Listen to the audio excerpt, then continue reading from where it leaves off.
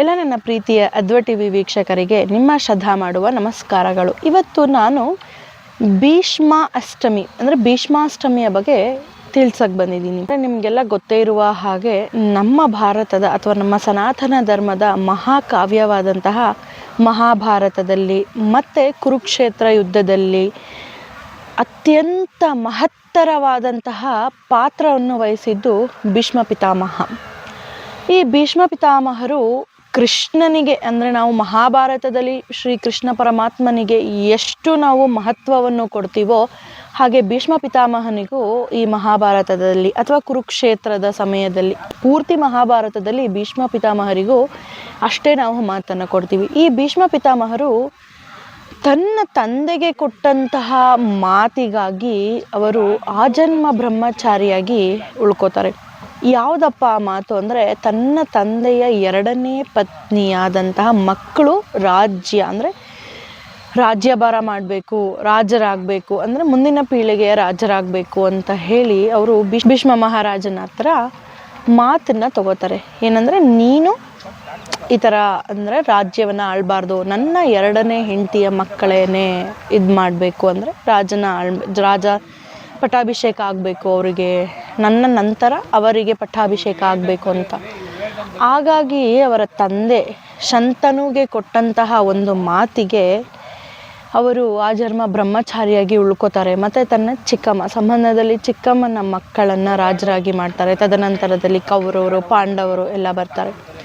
ಹಾಗೆಯೇ ನಮ್ಮ ಹಿಂದೂ ಧರ್ಮದ ಪ್ರಕಾರ ಆಗ್ಬೋದು, ನಮ್ಮ ಸನಾತನ ಧರ್ಮದ ಪ್ರಕಾರ ಆಗ್ಬೋದು, ಭೀಷ್ಮ ಪಿತಾಮಹ ಅಂತ ಕರೆಸ್ಕೊಂಡು ಕೂಡ ಅವರು ತಪ್ಪು ಮಾಡಿದ್ರೆ, ಅವ್ರು ತಪ್ಪು ಮಾಡಲಿಲ್ಲ ಅಂದ್ರೂ ಇವಾಗ ನಮ್ಮ ಸಾವಾಸ ದೋಷಗಳಿಂದ ನಾವು ಕೆಡ್ತೀವಿ ಅನ್ನೋ ಮಾತಿಗೆ ಭೀಷ್ಮ ಪಿತಾಮಹರು ಎಷ್ಟು ಅರ್ಹರಾಗ್ತಾರೆ ಅಂದರೆ, ಅವರು ಏನು ತಪ್ಪು ಮಾಡಲಿಲ್ಲ ಅಂದ್ರೂ ಕೌರವರು ತಪ್ಪು ಮಾಡಿದಾಗ ಅಲ್ಲಿ ಸುಮ್ಮನೆ ಸಭೆಯಲ್ಲಿ ಕೂತಿದ್ದು ಏನು ಮಾತಾಡಲಿಲ್ಲ, ಅವ್ರೇನು ಮಾಡಲಿಲ್ಲ ಅನ್ನೋ ಒಂದು ಕಾರಣಕ್ಕಾಗಿ ಅವ್ರಿಗೆ ಏನಾಗುತ್ತೆ ಅಂದರೆ ಆ ಶಾಪ ಕೌರವರಿಗೆ ಎಷ್ಟು ತಟ್ಟುತ್ತೋ ಅಷ್ಟೇ ಪ್ರಮಾಣದಲ್ಲಿ ಭೀಷ್ಮ ಪಿತಾಮಹರಿಗೂ ತಟ್ಟುತ್ತೆ.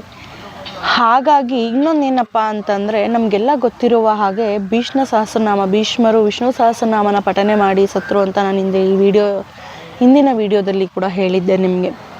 ಹಾಗೆಯೇ ಅವರು ಇಚ್ಛಾಮರಣಿ ಅಂದರೆ ಅವರ ತಂದೆಯಿಂದಲೇ ಅವರಿಗೆ ಇಚ್ಛಾಮರಣಿ ಅಂದರೆ, ನೀನು ಈ ಥರ ನನ್ನ ಮಾತನ್ನು ನೀನು ನಡೆಸಿಕೊಟ್ಟರೆ ನಿನಗೆ ಇಷ್ಟ ಒಂದು ವರ ಅಂದರೆ ನೀನು ಏನು ಕೋರ್ಕೊಳ್ತೀಯ ಆ ವರವನ್ನು ಕೊಡ್ತೀನಿ ಅಂತಂದು ಅವ್ರ ತಂದೆ ಏನು ಮಾಡ್ತಾರೆ, ಸರಿ ಅಂತಂದ ಭೀಷ್ಮ ಪಿತಾಮಹ ಅವರು ಒಪ್ಕೊಂಡ ಸಂದರ್ಭದಲ್ಲಿ ಅವರ ತಂದೆಯವರು ನೀನು ಇಚ್ಛಾಮರಣಿ ಆಗು ಅಂತೇಳಿ ಕೊಡ್ತಾರೆ. ಅಂದರೆ ನೀನು ಇಷ್ಟ ಬಂದಾಗ, ನಿನಗೆ ನನ್ನ ಪ್ರಾಣ ಈಗ ತಕ್ಷಣ ಹೋಗಬೇಕು ಅಂದರೆ ಆ ಥರ ಹೋಗುವಂತಹ, ಅಂದರೆ ನಿನ್ನ ಮರಣ ನಿನ್ನ ಇಷ್ಟದಂತೆ ಹೋಗಬೇಕು ಅಂತ ಹೇಳ್ತಾರೆ.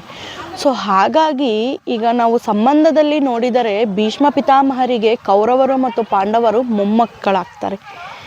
ಇನ್ನು ಅರ್ಜುನನ ಮಕ್ಕಳು ಎಲ್ಲ ಇವರಿಗೆ ಮೊಮ್ಮಕ್ಕಳಾಗ್ತಾರೆ, ಅಂದರೆ ಮಕ್ಕಳಾಗ್ತಾರೆ ಸಂಬಂಧದಲ್ಲಿ. ಯಾಕಂದರೆ ಅವರೆಲ್ಲ ತಮ್ಮನ ಸಂತತಿಯಿಂದ ಬಂದವರಾದ್ರಿಂದ ಹಾಗೆ. ಹೀಗೆ ಇನ್ನೊಂದೇನಪ್ಪ ಅಂತಂದರೆ, ಅದೇ ತರಹ ಕುರುಕ್ಷೇತ್ರ ಯುದ್ಧದಲ್ಲಿ ಅವರು ಬಿದ್ದು ಹೋಗ್ತಾರೆ. ಅಂದರೆ ಏನೋ ಒಂದು ಕುರುಕ್ಷೇತ್ರ ಯುದ್ಧ ನಡೆಯುವಾಗ ಕುಸಿದು ಬೀಳೋದು ಅಥವಾ ಯುದ್ಧದಲ್ಲಿ ಬೀಳೋದು ಅಂತ ಹೇಳ್ತಾರೆ. ಆ ಸಂದರ್ಭದಲ್ಲಿ ಅರ್ಜುನನು ಎಷ್ಟೇ ದ್ವೇಷ ಇದ್ರೂ ನೀವು ನಮ್ಮ ಪಿತಾಮಹ ಅಂತೇಳಿ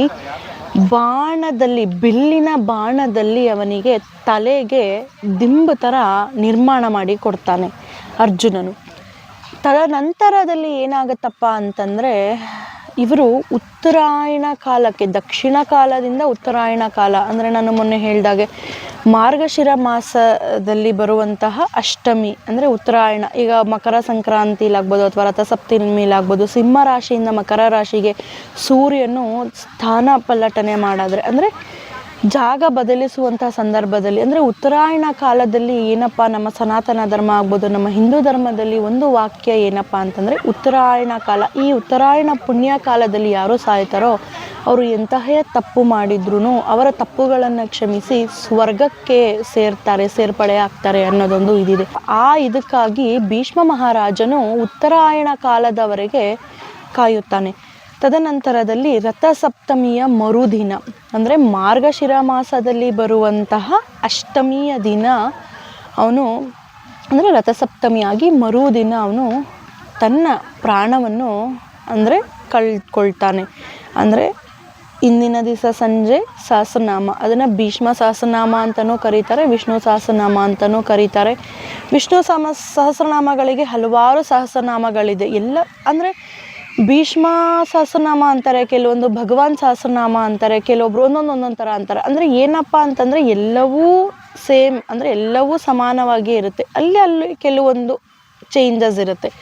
ಸೊ ಹಾಗಾಗಿ ಭೀಷ್ಮ ಸಹಸ್ರನಾಮ ಅಂತಲೇ ಹೇಳ್ತಾರೆ. ಈ ಭೀಷ್ಮ ಸಹಸ್ರನಾಮ ಹಿಂದಿನ ದಿವಸ ಹೇಳಿ ಅಷ್ಟಮಿ ಹುಟ್ಟಿದ ಕೂಡಲೇ ಅವನು ಪ್ರಾಣವನ್ನು ತ್ಯಜಿಸ್ತಾನೆ. ಪ್ರಾಣ ತ್ಯಜಿಸೋಕ್ಕೆ ಮುಂಚೆ ಏನಾಗುತ್ತಪ್ಪ ಅಂತಂದರೆ ವ್ಯಾಸರಲ್ಲಿ ಕೇಳ್ತಾನೆ, ನಾನು ಇಚ್ಛಾಮರಣಿ ಆದ್ರೂ ನನಗೆ ಯಾಕೋ ಈ ಥರ ಮರಣ ಹೊಂದಬೇಕು ಅಂತ ಅನ್ನಿಸ್ತಾ ಇಲ್ಲ, ನನ್ನಲ್ಲಿ ಪಾಪ ಪ್ರಜ್ಞೆ ಕಾಡ್ತಾ ಇದೆ, ನಾನು ಅಂಥದ್ದು ಏನು ತಪ್ಪು ಮಾಡಿದ್ದೀನಿ ನನಗೆ ಅರ್ಥ ಆಗ್ತಾ ಇಲ್ಲ, ನೀವು ಹೇಳಿ ವ್ಯಾಸರೇ ಅಂತ ಹೇಳಿದಾಗ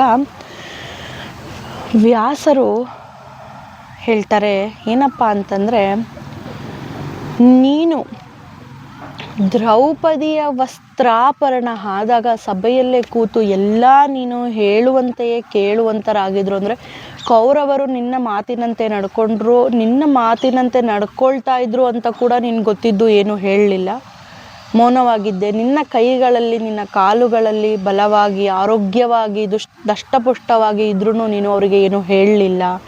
ಹಾಗಾಗಿ ಸಾವಾಸ ದೋಷ ಅಂತ ಏನು ಹೇಳ್ತೀವಿ ಇದು ನಿನಗೆ ತಟ್ಟಿದೆ. ಈಗ ಇನ್ನೊಂದು ಏನಪ್ಪ ಅಂದರೆ ನಾವು ಏನೇ ತಪ್ಪು ಮಾಡಿದ್ರೂ ಪ್ರಾಯಶ್ಚಿತ್ತಕ್ಕಿಂತ ಬೇರೆ ಒಂದು ಪಾಪ ಪ್ರಜ್ಞೆ ಇಲ್ಲ ಅಂತ ಹೇಳಿ ವ್ಯಾಸರು ಏನು ಹೇಳ್ತಾರೆ.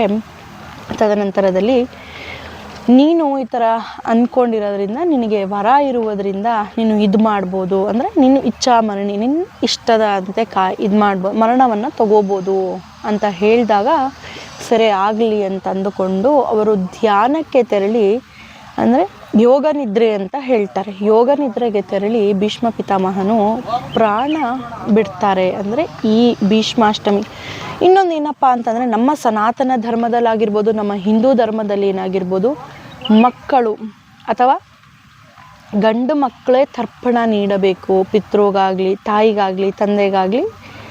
ಮಗನು ಅಂದರೆ ನಮಗೆ ಹುಟ್ಟಿದ ಮಗನು ನಮಗೆ ತರ್ಪಣ ನೀಡಬೇಕೆಂದು ನಮ್ಮ ಸಂಸ್ಕೃತಿಯಲ್ಲಿ. ಆವಾಗ ವ್ಯಾಸರಲ್ಲಿ ಈ ಥರ ಕೇಳಿದಾಗ, ಪ್ರಶ್ನೆನ ಇಟ್ಟಾಗ ಭೀಷ್ಮ ಪಿತಾಮಹರು ನನಗೆ ಯಾರು ತರ್ಪಣ ಕೊಡುತ್ತಾರೆ ಎಂದಾಗ, ನೀನು ಭೀಷ್ಮ ಪಿತಾಮಹ ಎಂದು ಅನ್ನಿಸ್ಕೊಂಡಿರೋದ್ರಿಂದ ಜಗತ್ತಿಗೆ ನೀನು ಪಿತಾಮಹ, ಅಂದರೆ ಇಡೀ ದೇಶಕ್ಕೆ, ಅಂದರೆ ನಮ್ಮ ಜನರಿಗೆ ಎಲ್ಲರಿಗೂ ನೀನು ತಂದೆಯ ಸ್ಥಾನದಲ್ಲಿ ನಿಂತಿರುವುದರಿಂದ ನಿನಗೆ ಒಬ್ಬರಲ್ಲ, ಇಡೀ ಜಗತ್ತು ಕೂಡ ನಿನಗೆ ತರ್ಪಣ ಕೊಡುತ್ತೆ ಅಂತ ಹೇಳ್ತಾರೆ. ತದನಂತರದಲ್ಲಿ ಕೆಲವೊಂದು ಇತಿಹಾಸದಲ್ಲಿ ಅಥವಾ ಕೆಲವೊಂದು ಪುರಾಣದಲ್ಲಿ ಉಲ್ಲೇಖನೆ ಆಗಿರೋದು ಏನಪ್ಪ ಅಂತಂದರೆ, ಈ ಭೀಷ್ಮಾಷ್ಟಮಿಯ ದಿನ ಬೆಳಗ್ಗೆ ಎದ್ದುಕೊಂಡು ಮಕ್ಕಳಾಗದೇ ಇದ್ದವರು ಅಥವಾ ನಿಮಗೆ ಏನು ಅರ್ಕೆಗಳಿರುತ್ತೆ ಅದನ್ನು ನೀವು ತೀರಿಸ್ಕೊಂಡು, ಅದನ್ನು ಮನಸ್ಸಲ್ಲಿ ನೆನೆಸ್ಕೊಂಡು ಭೀಷ್ಮ ಪಿತಾಮಹನಿಗೆ ನೀವು ತರ್ಪಣವನ್ನು ನೀಡಿದರೆ ನಿಮ್ಮ ಆಸೆ ಆಕಾಂಕ್ಷೆಗಳು ನೆರವೇರುತ್ತೆ ಅಂತ ಹೇಳ್ತಾರೆ. ಇವತ್ತಿನ ವಿಡಿಯೋ ಇಷ್ಟೇ. ಧನ್ಯವಾದಗಳು. ಸರ್ವೇ ಜನ ಸುಖಿನೋ ಭವಂತು.